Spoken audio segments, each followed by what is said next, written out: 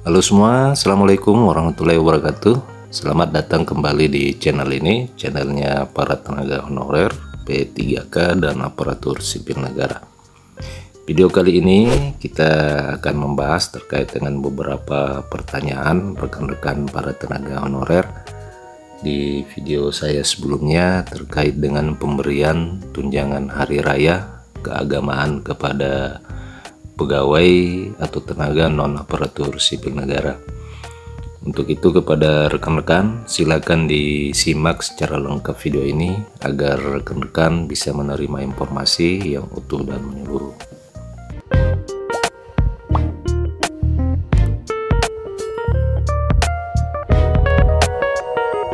Rekan-rekan sekalian, untuk diketahui bersama bahwa pemerintah Republik Indonesia tetap mengalokasikan pemberian tunjangan hari raya kepada para aparatur negara, termasuk pada pegawai tenaga non aparatur sipil negara.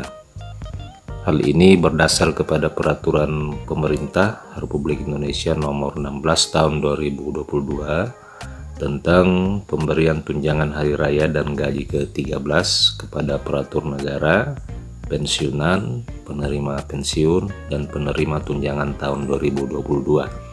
Jadi rekan-rekan sekalian, untuk diketahui bersama bahwa peraturan pemerintah ini nomor 16 tahun 2022 ini mengatur tentang pemberian THR dan gaji ke-13 untuk tahun anggaran 2022. Biasanya peraturan pemerintah pemberian THR ini akan terbit beberapa hari atau beberapa minggu sebelum pemberian atau pembayaran secara langsung THR ini. Jadi untuk tahun 2023 peraturan pemerintah pemberian THR ini belum terbit, dan biasanya itu terbit 1 minggu sebelum pelaksanaan pembayaran. Nah rekan-rekan sekalian, pengalaman sebelum-sebelumnya maka teknis dan pembayaran itu tidak jauh berbeda dengan tahun-tahun sebelumnya. Makanya yang kita bahas di sini adalah peraturan pemerintah tahun 2022, dan insya Allah ini tidak akan jauh berbeda kebijakannya di tahun 2023 ini. Nah, untuk pegawai non aparatur sipil negara di peraturan pemerintah nomor 16 tahun 2022 ini tetap disebutkan bahwa tenaga non aparatur sipil negara itu juga berhak menerima tunjangan hari raya. Nah, untuk secara teknis dan secara rincinya akan saya jelaskan pada video berikut ini. Tapi sebelum itu, kepada rekan-rekan silakan di subscribe terlebih dahulu channel ini agar rekan-rekan tetap bisa menerima update informasi seputar tenaga honorer, P3K dan aparatur sipil negara. Rekan-rekan sekalian, di pasal 2 peraturan pemerintah ini disebutkan bahwa pemerintah memberikan tunjangan hari raya dan gaji ke-13 tahun 2022 kepada aparatur negara, pensiunan, penerima pensiun, dan penerima tunjangan sebagai wujud penghargaan atas pengabdian kepada bangsa dan negara dengan memperhatikan kemampuan keuangan negara. Selanjutnya di pasal 3 disebutkan bahwa aparatur negara sebagaimana dimaksud pada pasal 2 ini yang berhak menerima THR dan gaji ke-13 terdiri atas yang pertama PNS dan CPNS, kemudian yang kedua P3K, prajurit TNI, anggota Polri, dan pejabat negara. Di ayat kedua disebutkan bahwa PNS, TNI, anggota Polri sebagaimana dimaksud pada ayat 1 termasuk diantaranya adalah yang pertama PNS yang ditempatkan atau ditugaskan di perwakilan Republik Indonesia di luar negeri.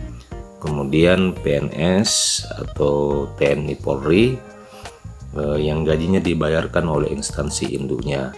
Kemudian PNS atau TNI Polri penerima uang tunggu. Kemudian PNS atau TNI Polri yang diberhentikan sementara dan gajinya masih dibayarkan. Jadi mereka masih berhak menerima tunjangan hari raya dan gaji ke-13. Sementara di ayat ketiga, aparatur negara itu termasuk wakil menteri, staf khusus, Dewan Pengawas Komisi Pemberantasan Korupsi, pimpinan DPRD, hakim ad hoc, dan pimpinan lembaga non-struktural. Kemudian untuk pimpinan badan layanan umum itu termasuk Dewan Pengawas, pejabat pengelola, kemudian lembaga penyiaran publik, serta pejabat yang hak keuangan administrasinya disetarakan atau setingkat dengan menteri, pejabat pimpinan tinggi, administrator, dan pengawas.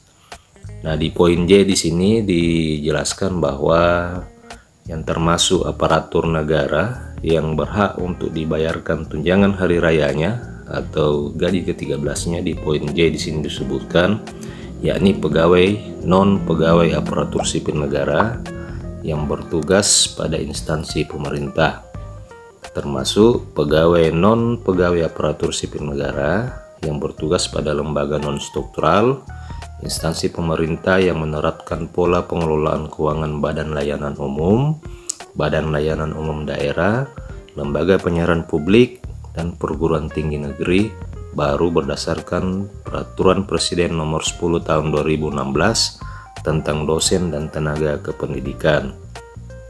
Jadi di poin J di pasal 3 ini sudah jelas disebutkan bahwa pegawai non pegawai aparatur sipil negara juga merupakan bagian dari aparatur negara yang berhak untuk dibayarkan tunjangan hari rayanya dan gaji ke-13-nya.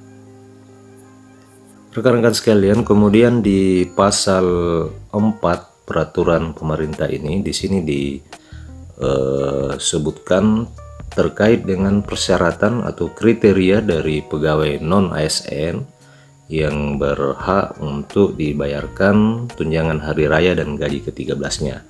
Di pasal 4 ayat 1 disebutkan bahwa pegawai non pegawai aparatur sipil negara sebagaimana dimaksud pada pasal 3 ayat 3 huruf J harus memenuhi persyaratan sebagai berikut.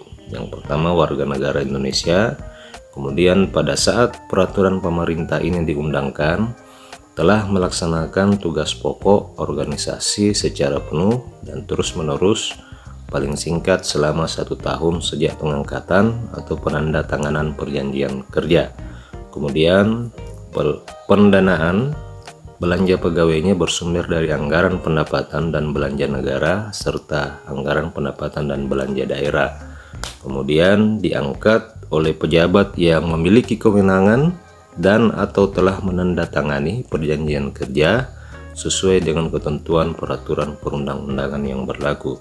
Di ayat kedua disebutkan bahwa dalam hal pegawai non pegawai aparatur sipil negara belum melaksanakan tugas pokok organisasi secara penuh dan terus-menerus paling singkat selama 1 tahun sebagaimana dimaksud pada ayat 1 huruf B, tunjangan hari raya atau gaji ke-13 dapat diberikan apabila telah menandatangani perjanjian kerja dengan pejabat yang memiliki kewenangan sesuai dengan ketentuan peraturan perundang-undangan dan dalam perjanjian kerja dimaksud telah dinyatakan berhak menerima tunjangan hari raya dan atau gaji ke-13. Kemudian telah ditetapkan menerima tunjangan hari raya dan atau gaji ke-13 oleh pejabat pembina kepegawaian dalam surat keputusan pengangkatannya sesuai dengan ketentuan peraturan perundang-undangan yang berlaku. Sekalian, kemudian di pasal 16 peraturan pemerintah ini disebutkan bahwa anggaran yang diperlukan untuk pelaksanaan peraturan pemerintah ini bersumber dari APBN bagi PNS atau P3K serta non-ASN yang bekerja pada instansi pusat. Kemudian bersumber dari anggaran pendapatan dan belanja daerah bagi PNS atau CPNS yang bekerja pada instansi daerah. Kemudian P3K instansi daerah, gubernur, bupati, anggota DPRD, dan pegawai non-pegawai negeri sipil yang bertugas pada instansi daerah yang menerapkan pola keuangan badan layanan umum daerah. Jadi di sini sudah jelas sumber pembayaran dari tunjangan hari raya, keagamaan, dan gaji ke-13 ini didasarkan pada sumber pendanaan gaji para tenaga honorer. Nah, tentunya ini akan terkait dengan kemampuan keuangan masing-masing instansi. Apakah itu instansi pemerintah pusat atau instansi pemerintah daerah. Nah, ini menjadi permasalahan oleh karena selama ini yang menerima tunjangan hari raya keagamaan adalah mayoritas para tenaga non-aparatur sipil negara yang bertugas di instansi pemerintah pusat.